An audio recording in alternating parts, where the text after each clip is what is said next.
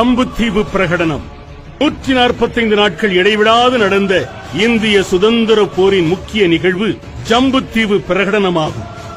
1801 June 16 அன்று மாமன்னர் சின்னமருது பாண்டியர் திருச்சி திருவரங்கம் கோவில் சுவற்றிலும் மற்றும் மலைக்கோட்டையின் வெளிப்புற சுவற்றிலும் இந்திய துணைக்கண்ட மொத்தத்திற்கும் சுதந்திரம் வேண்டி ஒரு போர் பிரகடனத்தை ஒட்டினார். அதுவே ஜம்புத்தீவு பிரகடனமாகும்.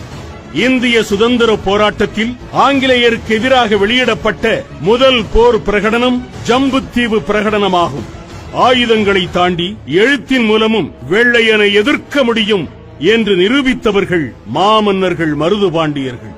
சின்ன மருது பாண்டியரின் இந்த பிரகடனத்தை படிப்பவர்களுக்கு சுதந்திர வேட்கை வரும்படி உணர்ச்சிகரமாக எழுதியிருந்தார். ஆனால் தமிழர்களின் அறியாமையால் ஜம்புத்தீவு பிரகடனம் என்ற முதல் சுதந்திர போர் பிரகடனம் வரலாற்றில் மறைந்து போனது.